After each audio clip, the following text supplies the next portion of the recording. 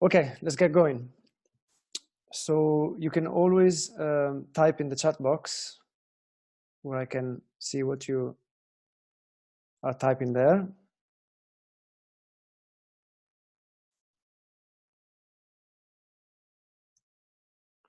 Okay.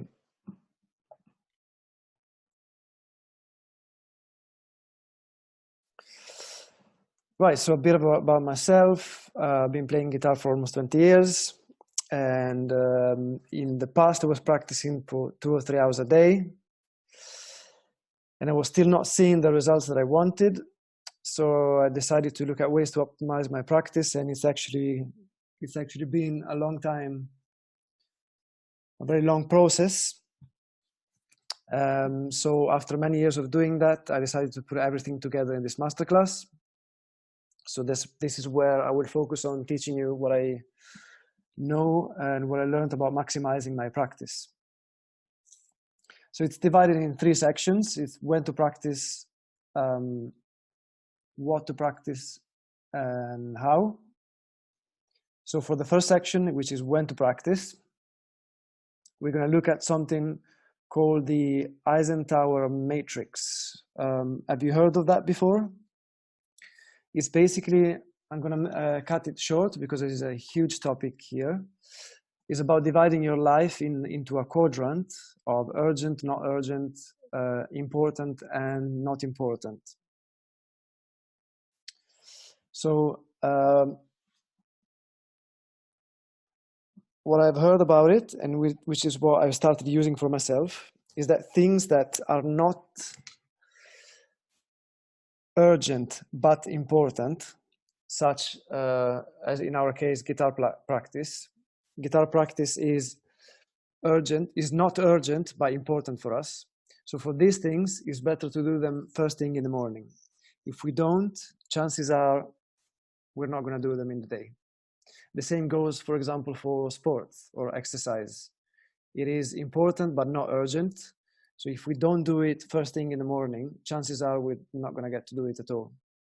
So this is where I started seeing my guitar practice as very important to me, but not being urgent. It kind of made sense to try to do it first thing. So in order to do that, I decided to start waking up earlier, which is not for everybody. A lot of people have a tight schedule and they go to bed really late and have to wake up early. But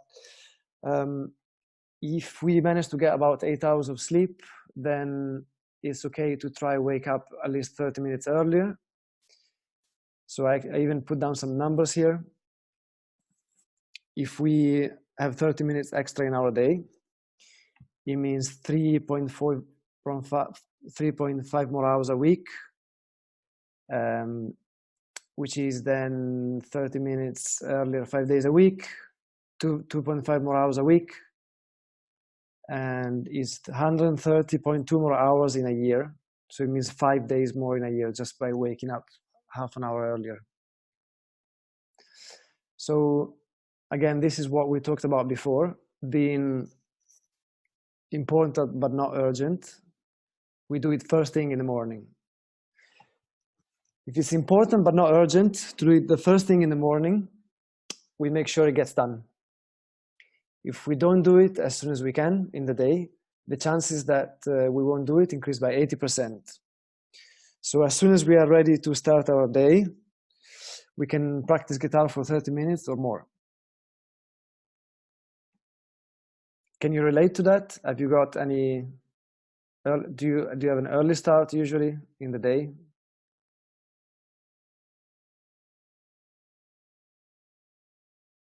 Plus doing it in the morning is better for your brain. We tend to learn a lot more. So the third point here is to practice regularly. Practicing a little bit every day is way more efficient than practicing for 6 hours on a day and then nothing for the rest of the week. So if you have 10 things that you want to work on, but only have 30 minutes a day to practice, you can practice 2 or 3 things on one day, then work on the next 2 or 3 things the day after, and so on. but I do recommend working on every day. Half an hour a day is better than 6 hours on a day and then nothing for the rest of the week. So the idea here is to be regular and do it as often as we can.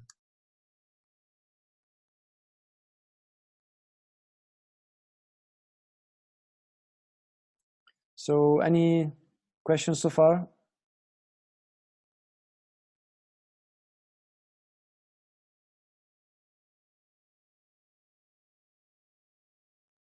Okay, great. So let's just do a recap of the first part, which is when to practice. Long story short, if we can, in the morning. If not, find the time when we can do it regularly. And if we can, wake up a bit earlier. So for the second section, which is how to practice, this has been a huge one for me, which is to switch off all distractions. This seems like a small one, but it made all the difference to me. I would say this has increased my productivity by at least 40%. So, for example, what it means is on your computer, you can close all apps that are likely to send you a notification. For example, email, Skype, social media, basically everything that shows with a notification or everything that bings. The second one is to put your phone on do not disturb. I've got an Apple phone, so to be honest, I don't really know how the other phones work, but I'm sure there is a similar feature. And the good thing about this one is that you can customize the settings so that you have your, you can save your favorite numbers, which means your phone is not, will not ring unless one of these numbers will call you. Or on my phone, I can also set it that my phone will ring if anyone will call me 2 times within 5 minutes. So that means if I've got an emergency or anything like that, people can still reach me. But it also means I won't be disturbed. Also, a good point about this one is that it's a good practice to resist the urge of checking emails, social media, or opening your browser, or checking your phone. Getting into these habits, we create a space in your day where you have the time and energy to focus on yourself, which is really beautiful. And also the third one, if you live with someone, make sure they know you'll be practicing and you don't want to be disturbed. So number 1, switch off all distractions. This is a huge one. Number 2, to use a metronome. The metronome is easily the most important practice tool you'll ever have. And it may be the only practice tool that you'll ever need, they say. So what the metronome will do, it will improve your timing. It will help you build speed, reduce the tendency to rush or drag the tempo. It gives a sense of progress when practicing because obviously you can track the speed that you're practicing on.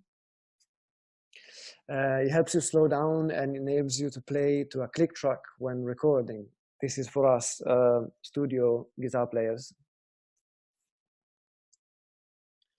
Right, it's easy to tell you to practice at a much slower pace, but most people's tendency is to start practicing a song slowly and then unknowingly speed up. A metronome helps you with that and it gives you a clear feedback. So if you speed up or slow down, the metronome will let you know. The metronome also clearly indicates whether you're improving or not. Without it, you'll just be practicing the same song over and over again, without knowing whether you're actually playing it faster and cleaner or not. With the metronome, your progress can be tracked by the speed at which the metronome is going. Since you can also increase the speed gradually with the metronome, you'll also be forced to focus on the cleanliness of your playing. And finally, the metronome teaches you a sense of rhythm that is so important when it comes to playing music. Rhythm is so much more important than harmony and melody, because without a good rhythm section, a band usually sounds trash. Also, musicians with a good sense of rhythm are generally more fun to play with because it's easier to lock into their grooves. And also I would suggest that your practice session shouldn't be all done with a metronome, but definitely, you know, when you play scales, arpeggios, warm-ups, licks, so some part of your practice definitely. This one has made a huge difference to me. Number 3, to use a music stand. And that is if you use sheets while practicing. But rather than having them on a desk or on a table, having a music stand will give you a better posture. So you're basically going to be more straight with your back. You're going to be looking forward rather than down. So it means you're going to be able to relax. You're going to be more comfortable, and it's going to give you a lot more focus. And that explained to me why music stands were invented in the first place. Number 4, another big one, to record yourself and critique the recording, which is a technique that actors, journalists, teachers, and motivators use. So there's no point why we shouldn't use it. The point is, you sound different than you think. So if you've ever recorded yourself, you'll likely understand this. Your voice sounds a lot different to what it sounds when you hear it when you speak. So you may think you're listening to yourself objectively, but when you press play, you notice you don't sound anything like you thought you did. So our ears lie, especially under pressure. Recording yourself playing and listening back to it is a great way to hear how you really sound and act accordingly. So probably don't record every practice session or the whole thing, but from time to time is a good thing to do. For example, if you record a bit of solo that you're doing, or yourself playing a song or anything that you're working on, then definitely do it. Do you ever record yourself at all?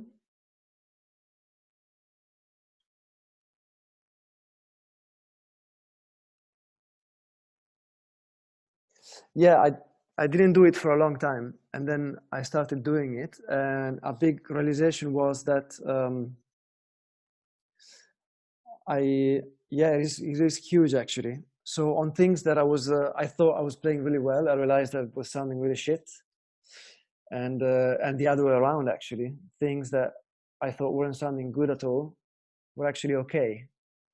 And another massive one is this helps to work on our sound. So sound is a lot more important than what we think. I'm sure you know that like 2 or 3 notes played with the right sound a lot better than 1,000 notes with a poor sound. Yeah.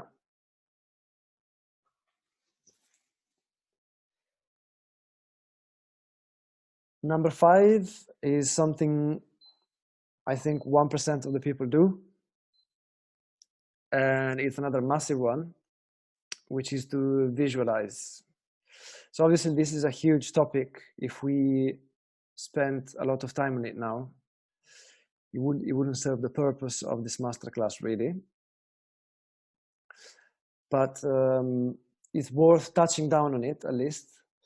So in terms of visualization, there are 4 or 5 things that you can visualize, which is your sound, how you want to sound, particular lick, exercise, song, overcome difficult passages, and effortless performance. I'll touch down on the 4th bit later, because it's a very important one. So by visualizing your sound, you can visualize how you want to sound, literally, and how to achieve it. There are 2 ways you can visualize things. One is during your practice, but also outside your practice time. So for example, visualizing how you sound can be done both during your practice or outside your practice. And here really we are almost talking about meditation in a way, where you relax, find some time for yourself in those 10 minutes and visualize. People do it for their lives in general. Athletes do it. Motivators, coaches, life coaches do it. And it's just been proven to improve performance. So why not do it ourselves as musicians? Especially considering we can do it pretty much anywhere. We can do it in our home, but also whilst driving or on the bus. It's just about developing that habit of, or that skill of focusing on something for a bit. So likewise, we can practice a particular lick, exercise, or song. So when we're doing it, when we're visualizing it whilst practicing, how does that work? We can follow your mental image with your physical playing. That means slightly before playing it, we want to visualize it, and then follow your mental image with your physical playing. That's what we do it. That's how we do it. It makes a whole lot of difference. Also because apart from visualizing, we're also putting 100% of our focus on what we're doing, which means the results are going to be a lot better. And about effortless performance, I don't know if you gig much or if you gig at all, but that could count also for people who want to play for friends or for family. But yes, mainly talking about performances. That's something we can definitely practice, visualizing how you're going to sit down, grab your instrument, and being in front of so many people. Oh, great, perfect. So that's a massive one for you as well. We can visualize before going on stage how we're going to sit down and perform and be relaxed and perform at our best and not being nervous. I started doing quite a lot, and this has changed things for me massively. Again, as I mentioned a few minutes ago, this is such a huge topic, and of course I'm not an expert on meditation or visualization. I'm not a life coach, so I won't touch down hugely on it. And I think, you know, there's a lot of research that we can all do personally on this, but it's definitely so much worth exploring because it's so powerful and great. Great stuff. This is a very good habit to have. Again, not many people do it, which is to celebrate your successes and reward yourself. It is so common to start a new habit only to quit in frustration a few days later. So the reason why this happens is because we try to be consistent on something, but we don't see immediate results. This happens as well with diets all the time, or like trying to lose weight or gain weight, or changing habits in general, or starting to exercise, or guitar practice, for example, which is what we're touching on. So it is important to reward yourself as soon as you complete a key task or objective. So in our case, this could be each time you complete a practice session or each time you learn a new song, etc. And why? The reason is by rewarding yourself in the moment, your brain elicits positive emotions, leading to the realization that your efforts result in a positive reward. By doing this continuously, your brain will start to link pleasure to accomplishing the task or objective. And this is so important, and it's such a beautiful habit to have anyways in our life. I don't think we reward ourselves at all, or not as much as we should. We tend to put our focus on criticism on ourselves, how much we suck at playing guitar, or how much we'd rather be different or do things better, but we never put our focus on rewarding ourselves and celebrating successes. So I think it's a good habit to do that, for example, every practice session, or you know, when you nail an exercise or a lick you're trying to practice and you nail it. So rewards don't have to be that expensive or huge, especially if we do it often. So we can do small ones too. It could be a coffee break with a sweet, or a walk around the block, take some time off, go to a gallery, watch a movie. Just set a reward for yourself, or buy your sweets, or even a couple of days off. So again, this is a topic that is worth exploring and giving some thought. and it will make a huge difference. Again, for the thing that we touched on before, which is the part about your brain eliciting positive emotions and connecting pleasure to accomplishing a task. That's usually what holds us back. Instead of we tend to link pain to discipline.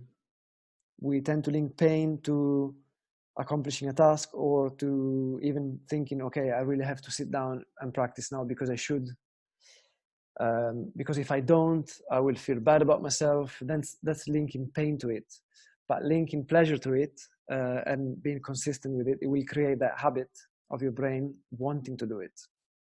And this, I've been trying it on myself, and I can definitely see how it helped. I'm looking forward to my practice sessions, but in general, my life is a lot more positive because I'm slowly learning how to reward myself and just be nice to myself, you know? So, yeah. So if we do a very quick recap, which is important for those who want to take notes, for example, when to practice, we touched down on the Eisenhower matrix, which is that quadrant. Practice is an activity that is important but not urgent. So best to do it first thing in the morning, because otherwise chances are we won't do it at all. So do it as one of our first activities. And in order to do that, some people, but not everyone, depending on your sleep cycles, and I'm not suggesting you deprive yourself of sleep because that's not healthy, but if you sleep enough, then you can definitely wake up 30 minutes earlier and have more time in your day, in your week, and as we saw, actually 5 extra days in a year. And that's actually by waking up 30 minutes earlier, 5 days a week instead of every day.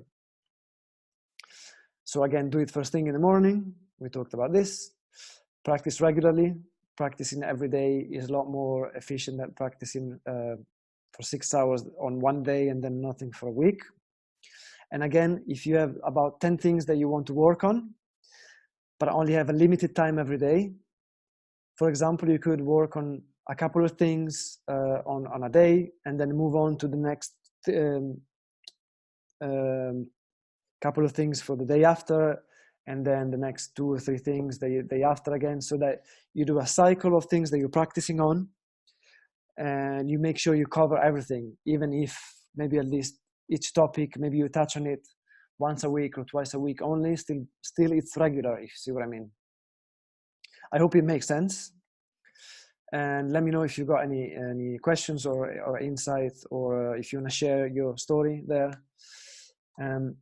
But then we talked about how to practice. Switch off all distractions is huge. It's so important. Again, together with visualizing and other activities, this increases our power to focus on something. And when we focus on something, we achieve so much more. And also the beautiful thing about this, creating that habit of not checking your social media, your mail, your Facebook, your phone regularly. If you create that habit of having that half an hour, 1 hour, 1.5 hours a day where you're free of all that distraction and stuff, you find that you have that time for yourself. Even you can put your phone away in a drawer, and you have that time for yourself to work on yourself, work on your music, and just look inside, if you know what I mean. And that's really great, you know. Especially in today's world, we don't get any of that at all. Our attention is always outwards, always outside. So I don't think that's really healthy. And we can use our passion, which is music, and our practice as a tool to develop our power of focus, work on something we love, and to look inwards instead of outwards. A massive one, use a metronome, and that's self-explanatory. A metronome is great for your timekeeping. It's great for giving you a sense of practice. It's great for working on your grooves, for progressing your speed, for working on a lick or on a song, you can start slow and increase it, and you're able to track by how much you've been progressing. Use a music stand again for it gives you more focus and it relaxes you because your position is more comfortable and straight. And again, a straight back and a straight head will give you more relaxation and more focus. Record yourself and critique the recording, huge one. We don't know how we sound like until we listen back to it. And that goes for sound as well as how our timing is and what we actually play in terms of vocabulary and licks and phrases. Visualize. This is a huge topic that I don't really feel that qualified to talk about. So I'm not really trying to give advice on how to do it. I found my own way of doing it, but it's definitely something you all should explore on, and it's going to change everything in your life. I think that it did for me, both in my playing and also in my ability to focus and, you know, focus on my goals and results that I want to achieve. A big one, celebrate your successes. So after every practice session, or even when you nail a lick or a song that you want to do, think of a small reward that you can give for yourself, like a candy, something that might seem silly even, or you say to yourself, right, I'm going to take the night off and watch a movie with a mate or with my wife or with family, or something that you wouldn't normally do because this week I put my practice in and I've been good to myself. So by doing that, we learn how to link pleasure to accomplishing a task, and that will want us it will make us want to do it. Right, the third section, which is the most important one after A and B, is what to practice. This is a very hot topic because it just seems impossible to work out what to practice because there's actually simply too much to do. There's simply too much to work on, too many areas of our playing that we can work on. That we always feel lost and we don't know what to work on, and if what we work on is good, if we're doing it the right way. So the answer will come at the end of this section, but I'm going to give you a preview of the answer, which is this always changes and always have to change. So we'll actually make a plan on how to always know what to work on and how to periodically review it and make sure it's in line with what we want to achieve. So, but first of all, some general rules. Always start with a warm-up routine. This is to put us in the mood, you know, it slowly introduces us into the world of guitar and music and our instrument. With a quick warm-up routine, like 5-10 minutes, we can get into our own zone and slowly fade out our attention towards the outside and slowly put the attention inwards and see what we're going to work on. But also warming up when you practice helps prevent injury. This is a very important one, because if we start full on with maybe a very fast exercise or lick or something that gets us very tense, that's when we get things like repetitive strain injury, and then we have to stop playing for 6 months or a year, or sometimes forever, which is like the worst thing that can happen to us. And a very simple thing we can do to prevent it is just a warm up, really. So do a 5-10 minutes. That can be a scale, an arpeggio, techniques you're working on, something really easy to work on and slowly get into it. 2 is to practice what you cannot do. Don't just play what you already can do. So it is good to play what we can already play well, but when it comes to real practice, we need to practice what we cannot do well. Focusing on our weaknesses forces us out of our comfort zone, and staying out of our comfort zone forces us to grow and get better. So according to the Yerkes-Dodson law, feeling comfortable does nothing for your growth. If you're cozy in your ways, you'll do the bare minimum. To make progress, you need to feel a little pressure. Some uneasiness may be just what you need to take it to the next level. So the burst of stress from stepping outside your comfort zone doesn't just create a hurry-up effect. Other things improve, like focus, creativity, drive, and working memory, which, guess what, is exactly what we need to progress in guitar practice. So my point being, struggling to learn something and being outside our comfort zone of just playing what we can play and being happy with it, putting ourselves outside of it, working on something really difficult or like that puts us in a positive stress zone. That's actually creating focus, creativity, drive, and working memory. Number 3, ask for help or tips from other guitarists or musicians. This is something a friend of mine actually once pushed me to do it in a friendly way. As a friend, he sort of forced me to do it, to ask for some tips from a very famous guitarist that I admire, one of my idols. And guess what? That actually worked. He was really happy to help. And that made a huge difference to, I understood so many things about how to play in the style that I'm playing on. So this one tends to get overlooked by most of us. Seeking out the opinion and advice of someone who is currently playing the way you want to be playing is one of the fastest ways to figure it out. So a quick tip on how you get that conversation started with them. Social media, easy as that. Facebook, YouTube. And I think the best players are the ones that will help you out most sincerely, because they won't be worried of you stealing their ideas. So if you go and ask from not the number 1, but maybe number 2, 3, or 4, they're not up there yet. They're not the best, really. So they're more likely to be in a competitive state of mind. So they won't be, probably they won't be happy of sharing what they know, or they will be a bit resilient to do it.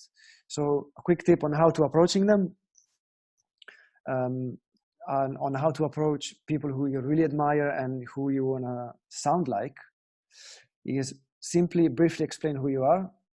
So I'm a guitarist from da-da-da, and I play this sort of music, and that's it, really, as simple as that.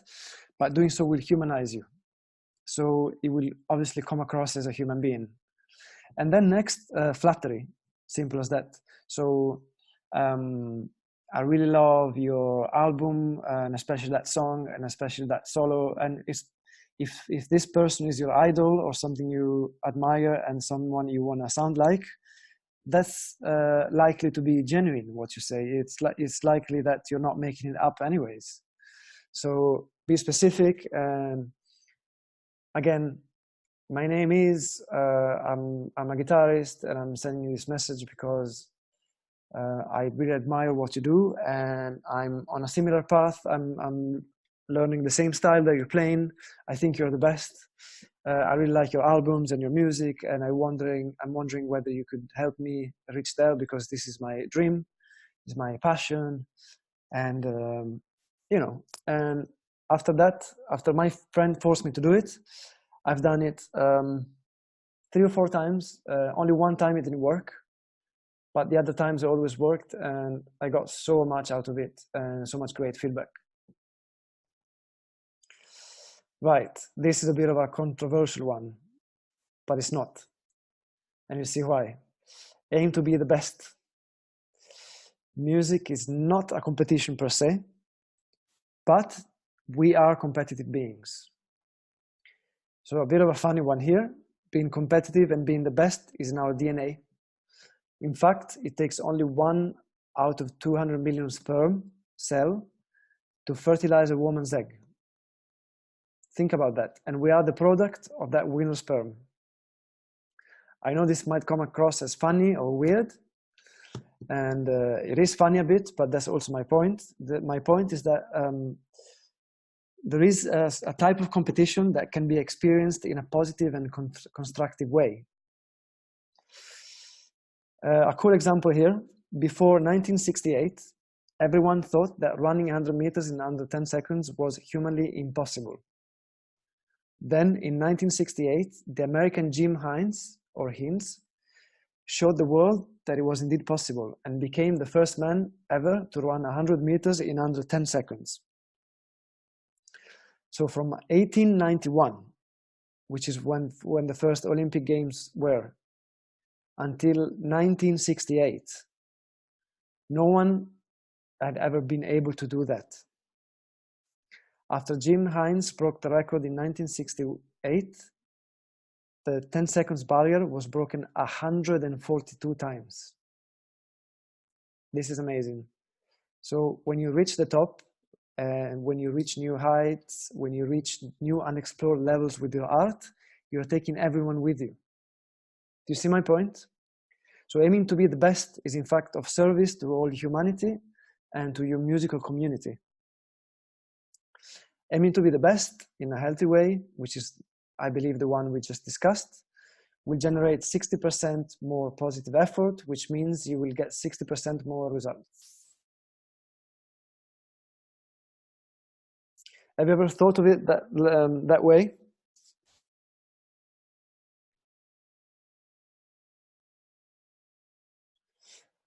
Okay.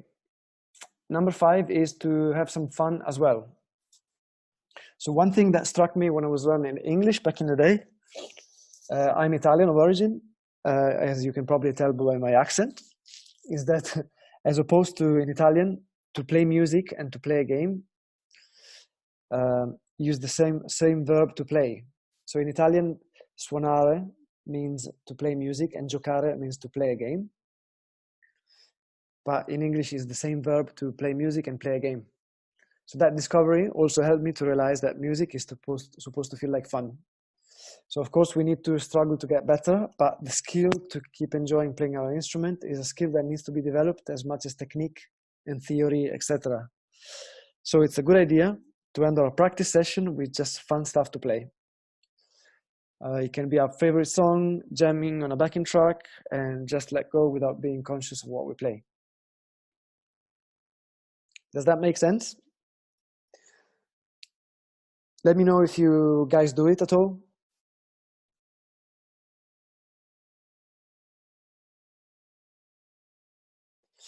And here is the main part of our class, which is plan your practice routine through goal setting. So here, pen and paper are needed. I'm going to give you a second to grab them.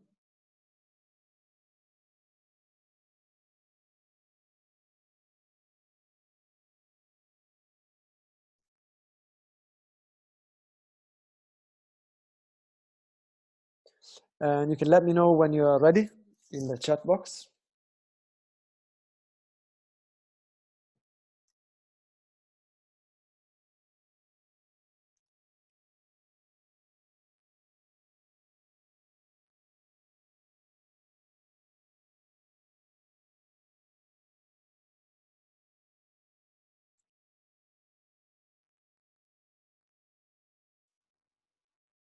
Okay.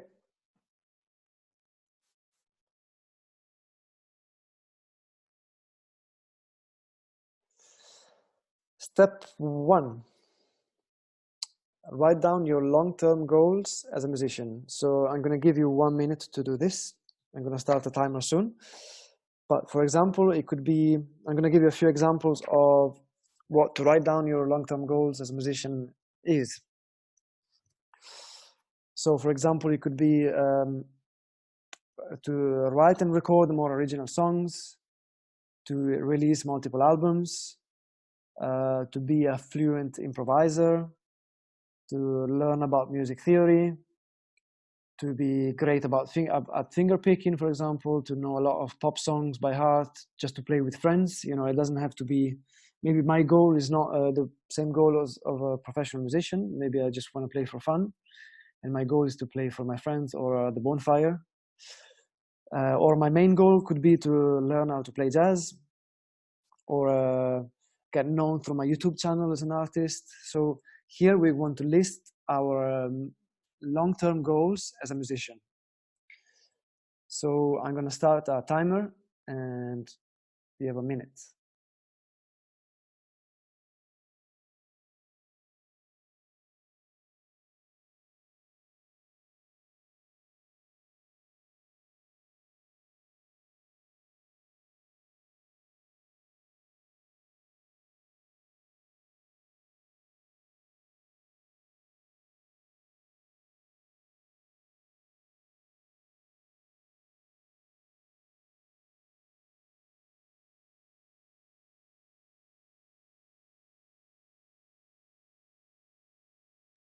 About 20 seconds left.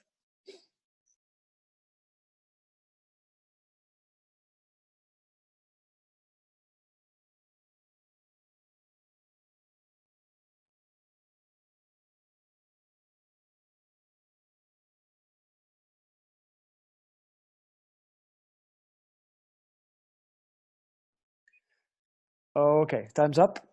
So by now you should have a few of your long-term goals.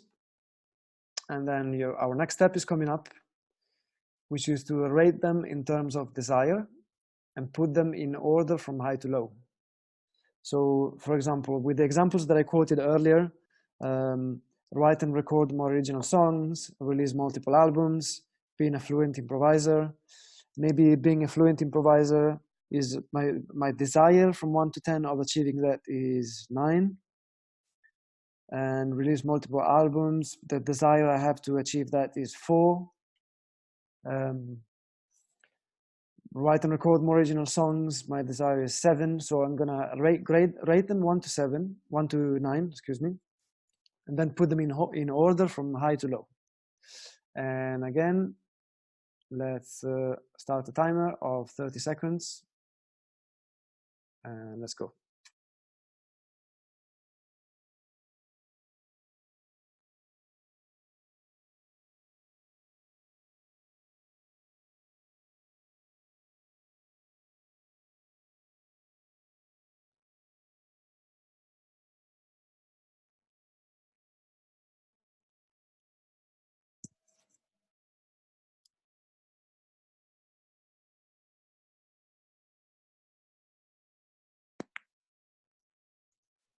Okay, time's up. So now we should have a list of long-term goals that we want to achieve as a musician with a number next to it from 1 to 9. And that's our desire. So, and again, they're going to be in order from the highest one to the lowest one. From here, we will focus on about 3/5 at a time. For now, do pick 5, but then it can be a bit less. We'll see later. So pick 5 of these, and we can move on to the first 5, and then we can move on to the next step. We will work on the first 5 on the list. Each month, you will set a reminder and go back to that list and re-rate them by desire to make sure you're still working in line with what you want. Okay, the next step is to write down the short-term goals that derive from your long-term goals. So next to each long-term goal, or on a new sheet of paper, we can write down our short-term goals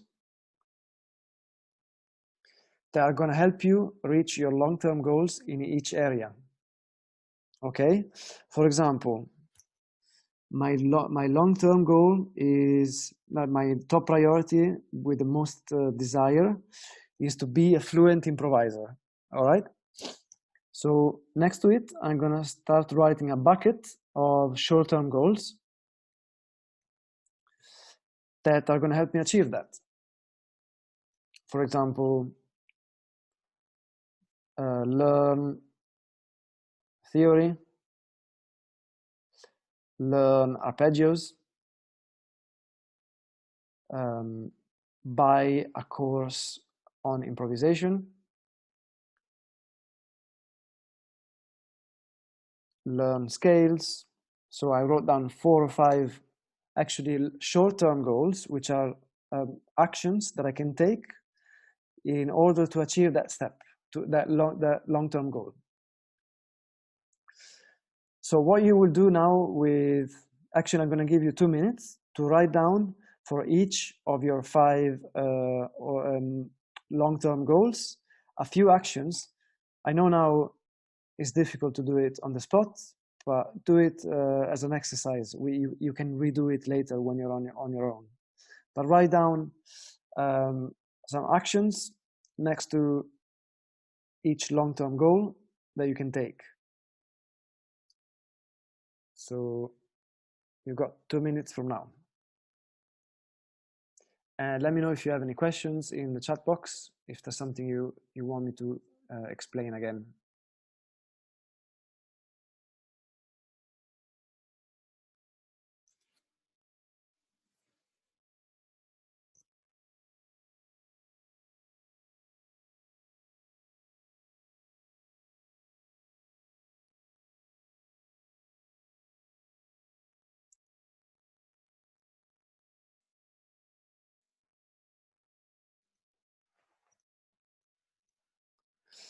So again, the time is running.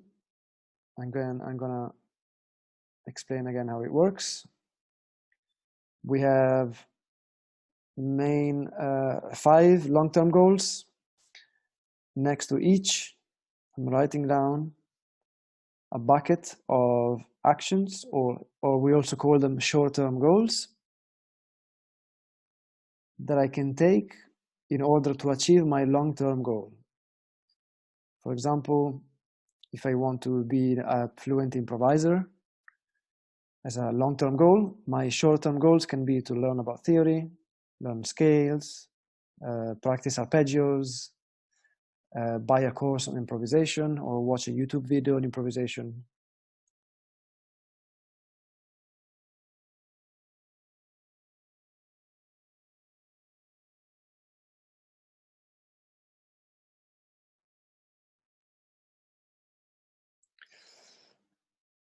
Okay, 10 seconds.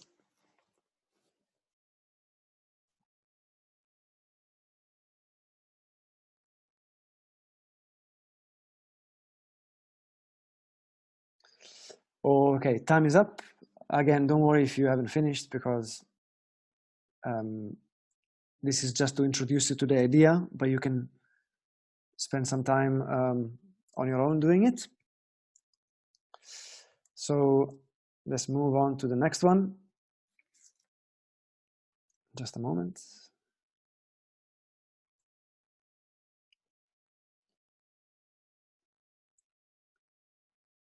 The next one is how your practice schedule is actually going to look like. See, we're going to have a long-term goal. The long-term goal number 1, for example, being a fluent improviser.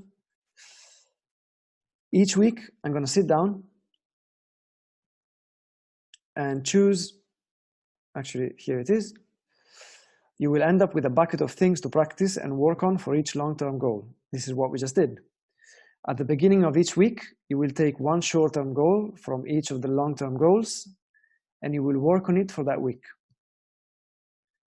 Then, at the beginning of the following week, you can decide to stay on that short-term goal or to move on to another one. So, for example, I'm saying here at the beginning of the week, but it can be on a Sunday if you've got Sunday off. Basically, anytime when you're going to plan your upcoming week and you got some peaceful time for yourself. So each week you're gonna choose one action per long-term goal. So at the beginning of the week, your practice session, your practice schedule is going to look like this. You're going to have 5 long-term goals, between 3 and 5. Again, that's up to you. And it's going to look like this. Long-term goal number 1, for example, being a fluent improviser. This week, I'm going to work on study arpeggios in all keys. Then my next action is going to be in line with my long-term goal number 2, which is being great at finger picking. And to achieve that, this week I'm going to work on buy a book on finger picking. That's going to be my action. Then I'm going to have long-term goal number 3. Example, know a lot of pop songs. And my short-term goal for that is going to be to learn Blackbird by the Beatles. Excuse me. Long-term goal number 4, for example, write more original songs. My action for this week is going to be to work on the chorus of a new song. Long-term goal number 5, learn how to play jazz. And then short-term goal number 4, practice playing a lick in all key signatures. So this is how to do it. This has helped me massively. It's going to make a huge difference to your practice, and especially because each week you're going to revise it. Each week you're going to add new actions, and each month you're going to sit down again and look at your main goals, long-term goals again, and look, is that still what I want? Do I want something else now, or did I change my mind? Because what we want actually does change. So is that still what I want? If yes, then keep with the long-term goals that you chose. If not, you can revise it, add long-term goals, and then each week when you sit down and plan your practice, then you're going to make sure that you're going to be working on each goal that you want, and you're going to have one action per goal, and it's going to feel great. It's going to feel amazing because you know that you're working towards achieving your goals. So you will never feel lost again in your practice. You never feel like, am I practicing the right thing? This is so confusing. This is so depressing. Like that, you will feel like you're moving forward and faster. But the question is, what if you had a coach to walk you through it and make sure you're on the right path with it, and it's going to hold you accountable for it? If you're serious about getting better at playing guitar, your progress will be so much faster with a good guitar teacher. And I always say, imagine a 14-year-old boy saying he doesn't need to go to school anymore because he thinks he has already learned everything he needs, which sounds crazy, but this is the attitude that most guitar players have towards music. I know some of you might be thinking, yes, but Jimi Hendrix or Django Reinhardt, they were all self-taught. So if they didn't need a teacher, why would I? And this is true in some cases, but as we know, a very few cases, and we can just hope to be the next musical genius of this era. So why take the risk where you can find a good guitar teacher that can point you in the right direction and save you years of learning? Studies, and by studies here, I'm talking about a very famous study led by the American Society for Training and Development, show that when you commit to someone that you will do something, the probability that you will do it increases by 65%. Moreover, when you create a specific accountability appointment with the person you are committed to, the probability increases by 95%. With the right guitar coach, your progress is going to skyrocket, literally. And this is where my online coaching intensive that I was mentioning at the beginning of the class comes in, which is an intensive coaching to double your guitar skills in improvisation, composition, arranging, music theory, scales, arpeggios, harmony, and style over 16 weeks. So I will personally work with you with one-on-one to help you double your guitar skills in improvisation, composition, arranging, music theory, scale, arpeggios, harmony, and style in an intensive guitar course of 32 one-hour lessons in 16 weeks, which is going to revolutionize things for you. The reason I'm running this is over the years, many people have been asking me for one-to-one lessons and online tuition, but I always had to turn them down and say no, because I was always so busy with gigging and teaching In fact, at some stage, I reached 220 gigs in 1 year. So there was no chance I could say yes to teaching. But now, great news, my wife is pregnant, which is amazing. And obviously I decided that I want to spend more time with her, and I want to slow down on the gigging. So I've got more time for teaching. That's why I decided to start this online coaching intensive, which runs over 16 weeks with 32 one-hour lessons from January until May 2020. I've been teaching hundreds of students over the years, and I've got 8,000 students online. And these are just some of the reviews, but there's loads more. It's going to be a 16 weeks program, as I was mentioning, with 2 one-hour lessons per week for a total of 32 lessons. And the course will run from the 21st of January until the 10th of May 2020. So who's this coaching for? This coaching is for guitarists who are serious about progressing on their instrument, both acoustic and electric guitarists, beginners with little or no knowledge of music theory, but also intermediate and advanced guitarists that need help to move to the next level, and guitarists who want to learn how to move freely across the fretboard, and people willing to practice. That's where the transformation happens. What you will accomplish with this course: you will have a clear plan on what you want to achieve as a musician and how to organize your practice time. You will be a confident improviser. You will learn about harmony, arranging, and music theory. You will learn about composition. You will learn scales and arpeggios, and you will find your own style and your own voice on your instrument. Now, before I reveal the price and exclusive enrollment link for my intensive online coaching, what is included? Again, is 2 one-hour lessons per week for 16 weeks for a total of 32 one-hour lessons. So that my hourly rate at the moment will work out to be almost $4,000. Plus, I'm going to add a special bonus, number 1, which is my personal WhatsApp number to get consultations on any questions you might have. Mind that most trainers won't give their personal number, but I do, because your success is my top priority. So you get my number to WhatsApp me anytime on any questions you might have, and I can reply with images, videos, even voice messages. Then I'm going to include also another special bonus, which is I will give you my template of 82 detailed steps to take to release your own album, from the songwriting to the release. So when I released my album last year, I started laying down all the steps to do it. And I thought it was going to be about 15 or 20. I realized it was 82 for me. And I'm going to just give you this template of 82 steps. They're going to take you to writing your songs, to releasing your own album. So from the very first start of composing a song until your album is out on all digital stores like YouTube, iTunes, Spotify, and all the major ones.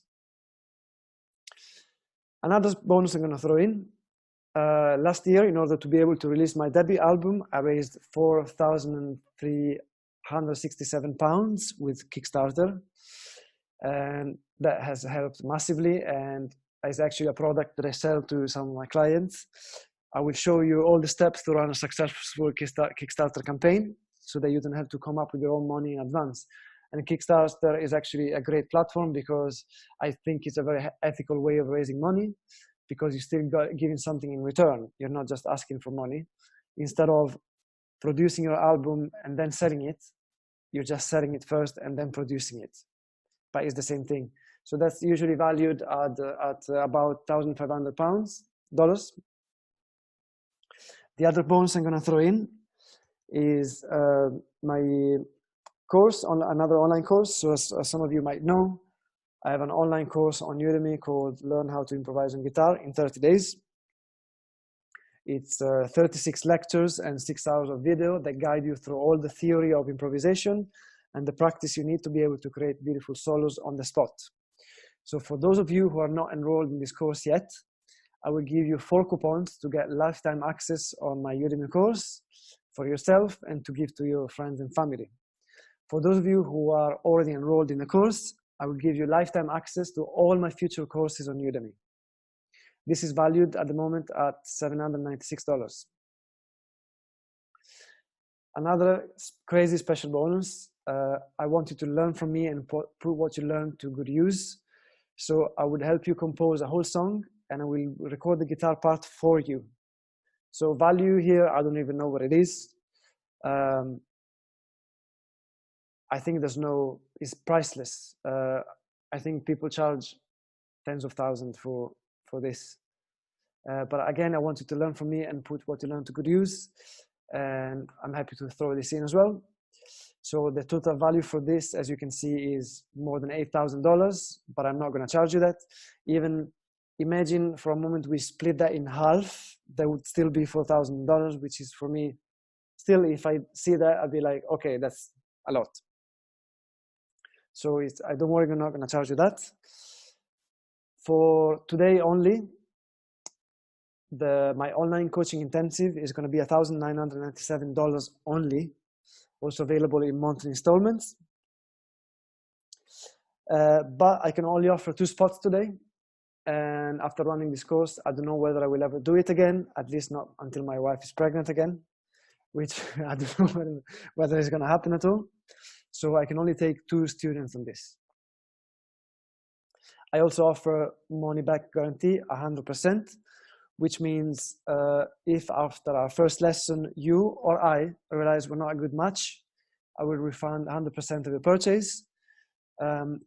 And also throughout the course, if you felt that the lessons were no help to you after the first lesson, I will refund you all the lessons that we haven't done together.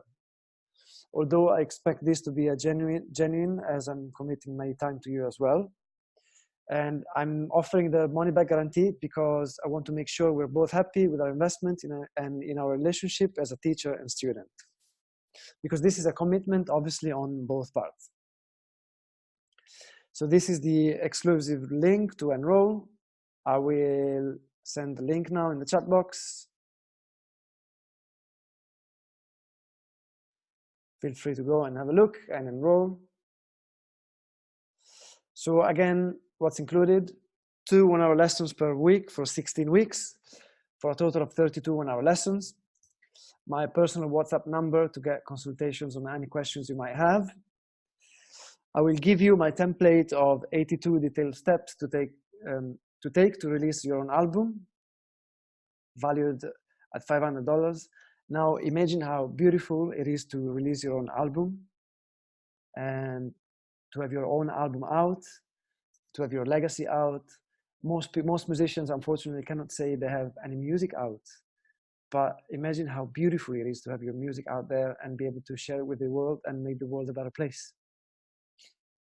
So I will also show you all the steps to run a successful Kickstarter campaign so that you don't even have to come up with money to release your own album.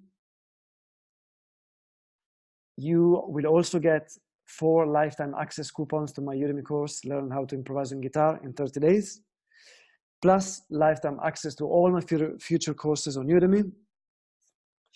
And I will help you compose a whole song and I will record the guitar part for you, which is priceless. So instead of 8,000 plus, just for today, it's going to be 1,997, that's for the bulk payment of 32 1-hour lessons, which alone would be almost $4,000. And please go on the link there. And now we're going to open a Q&A question for people who have any questions. Feel free to shoot your questions at me.